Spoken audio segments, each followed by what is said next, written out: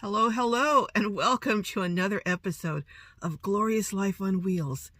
You know, in the nomad community, it's amazing how quickly friendships can be made and lasting bonds. Well, in this video, I am going to share with you a story that really reflects that in a way that I think is going to be so heartwarming. It's a story of three ladies, two who stood by a friend, a nomad, and literally that bond helped to save her life. One of the ladies, Mary, has a YouTube channel called Maximalist Minibus. And on her channel, she has a video that is aired recently that shows a lot more of their journey. And I think it's really interesting, and I think you'll enjoy it. So I encourage you to go over and check out that video. I'm going to try and leave a link to it in the description for this video. But meanwhile, come on, let's go meet these fabulous ladies. Hello, ladies. Hello. Thank you so much for doing this panel interview. You know, you have a story to tell, a story that I think is going to touch people's hearts and it's going to show why so many people, especially older women, are on the road and how you can expand your circle, especially when it comes time that you're really in need. But before we go there with this story, this compelling story, I'd like for you to tell each of us who you are, starting with you. I'm Mary. I live in a 20-foot schoolie, and I've been on the road I've been in it for about 5 years. All right, and who do we have next? And I'm Kat, and I'm living in my 22-foot schoolie, and I've been living in my bus for 4 years. And my schoolie is the best thing I've ever done for my senior self. Okay, and how long have you been on the road? I've been on the road for 1 year. Okay, and last but not least? I'm Pam, and I live in a 6x10 cargo trailer pulled by a van, and I've been out here about 3 years. All right, just to let everyone know, I'm going to do subsequent interviews with each of these fabulous ladies so you can know more about their personal stories. But this story today is a story of people showing who they are, the content of their heart. They came together for someone who not that long ago was a stranger, and they came together and basically helped to save her life. But before we do that, I'm going to ask a question. You're never supposed to ask a woman, but one of two questions, age and weight. I won't ask about the weight, but I am going to ask about the age. So how old are each of you wonderful, fabulous ladies? I just turned 62. All right. And I will turn 69 in February. And Pam? And I'm 73 and pushing. Okay. All right. Well, let's get right into this and let's talk about what happened and why we're here. So, Kat, you got a diagnosis of what, how long ago? I got a diagnosis of cervical cancer, and I'd had it for quite a while, but I didn't notice it until the pain started. All right. And so when did you actually get the diagnosis? It's the end of May. Yeah, end of May. End of May? End of May in 2023? Yes. All right. And then from there, it sounds like, you know, it all of a sudden quickly went into surgery and recovery and radiation and all kinds of things. Chemo.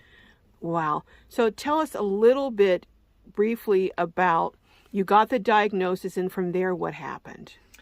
And they also understood that I was living in a bus with my dog, and that the outside temperature determined where I could do treatment.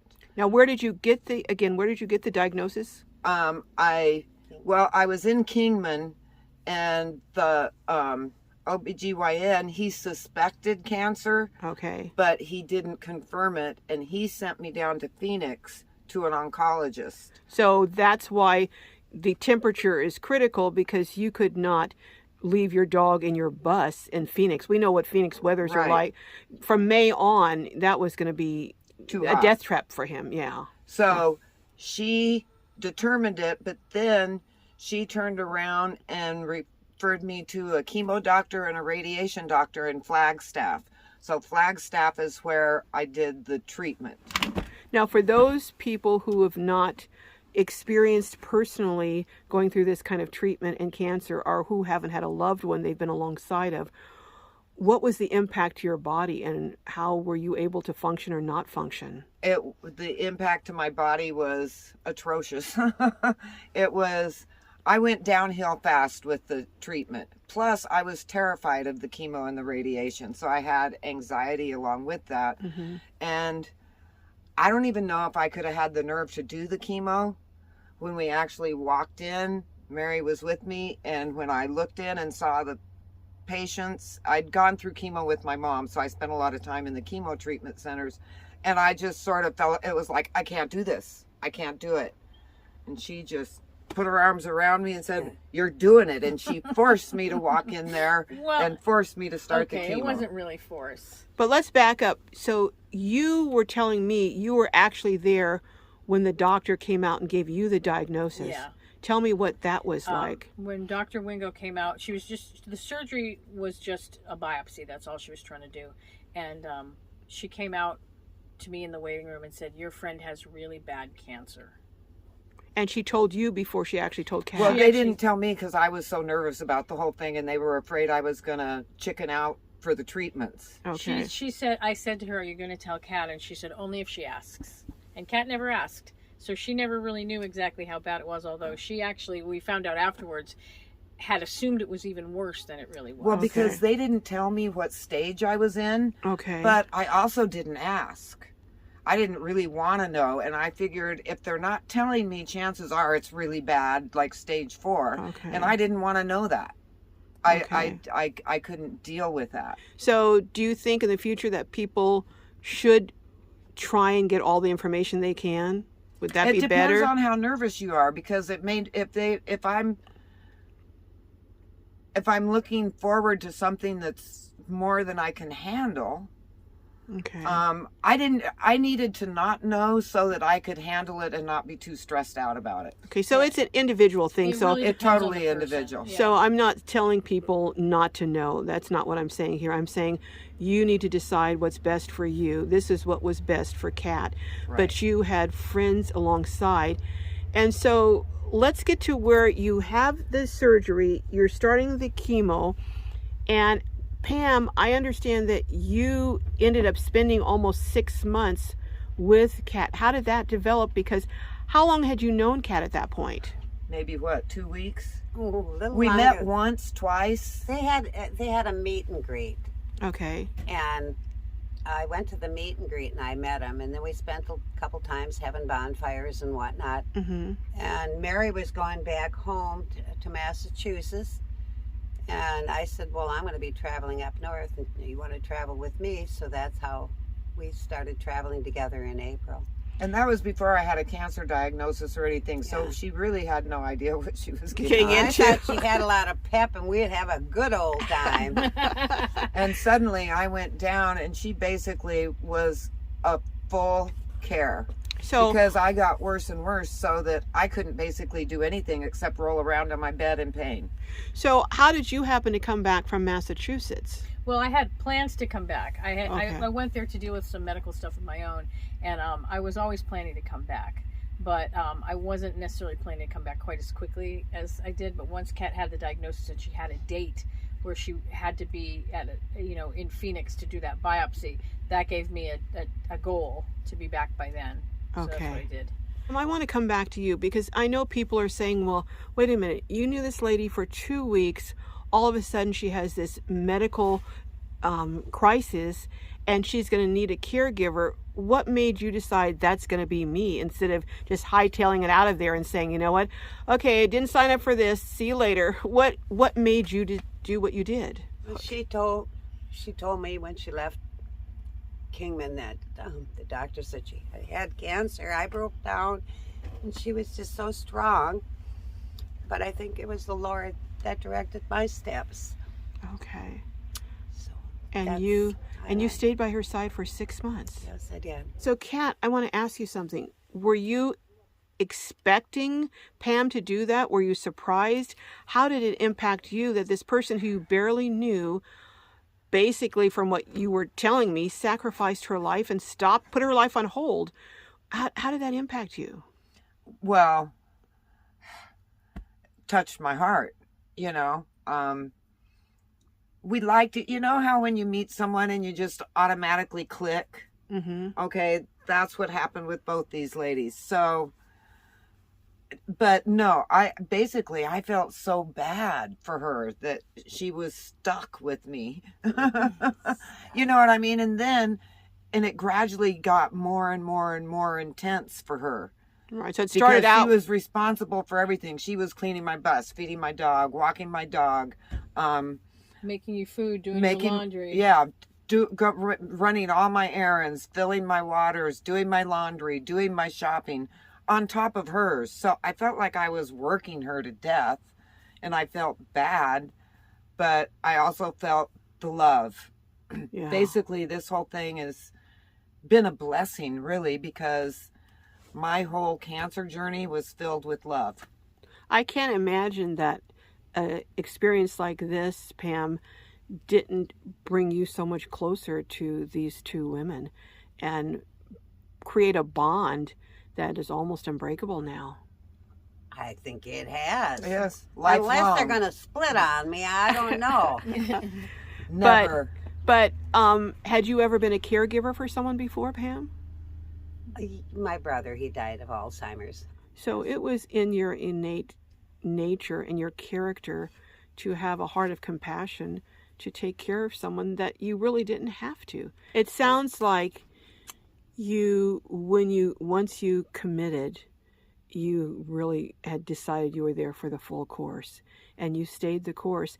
And I think, as a caregiver and someone who is needing care, I would imagine, I don't know, although I was a caregiver briefly, I would think that part of you is, I don't want to put her through this. I don't want to impose. But the other part of you is so grateful that someone is making that sacrifice. So it's mixed feelings, I would imagine. Mm-hmm. And Pam sort of helped me. I'm spiritual and I believe in God, but she sort of helped bring me closer to that. Mm-hmm. So what have all of you taken from this extraordinary experience? I'll start with you, Mary. I think the most important thing is that life out here is different than life in sticks and bricks. When you're in a house and your neighbor has cancer, you're going, oh, that's too bad. Mm-hmm. You're not necessarily pitching in and helping with that. But here, I mean, we're sitting around a campfire every night. We're doing our thing. We're bonding, and the bonds that we've made out here. Not just the three of us going through this experience together, but the bonds that we make as nomads with other nomads they're deeper than the bonds that I've ever had with people in ordinary life. Mm-hmm. Yeah, it seems that these are not the kind of superficial, oh, hello, how are you, and you move on.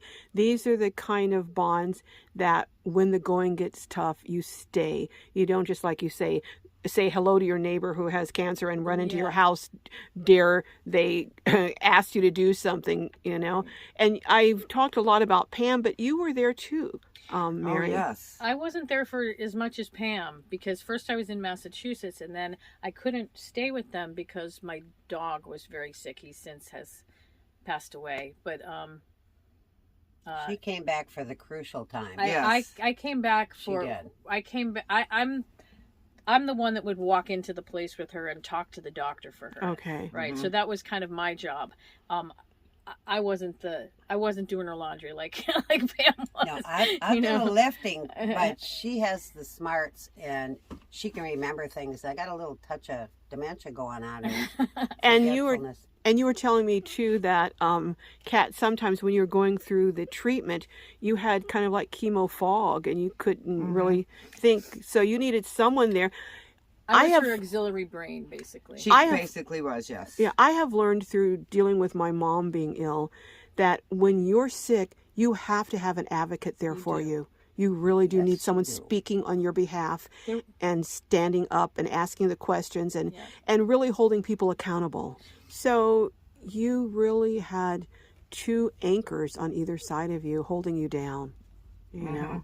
And one kicking you in the back. Well, ladies, thank you so much for sharing this experience. And I think for people who are nomads, they kind of get it. They understand how you can make bonds very quickly that are lasting and enduring. And people who are not nomads may not get it because this is not the way it happens in the other world, I'll say. It just, you don't, you know, it takes a long time, over maybe years, to develop. You know, I have neighbors I've been next to for 30 years, and, you know, all you say is hi. And people are like, well, you mean after 2 weeks you became her caregiver? But that is how it can be in this kind of, in this environment, in this, you know, lifestyle. Well, you become family. Right. You're like, I feel like these are sisters more than friends. Are people who become nomads that kind of person, or does this lifestyle make that? And I think it's, in this case, it's that people who become nomads have that tendency already to be caring, wonderful, amazing people. What's ironic about it is so many people become nomads because they have social anxiety. They want to get away from people, and then once they become nomads, the experience of opening up to people in the nomad world changes that. Yes, that's a very good point. Well, ladies, thank you so much. And I am going to be doing individual interviews with these ladies, and maybe even another panel discussion talking about the specifics of being on the road as not only a female, a solo female, but also as a senior solo female, because it is a different experience. But stay tuned, we'll have more to follow, and you don't want to miss the updates and the videos of each of these amazing, I just don't know. We are pretty amazing, aren't we? Yes, you are. They're sheroes, I'm going to say, sheroes. All right, ladies. Go. I'll see you down the Back road. at you. All right. Bye-bye.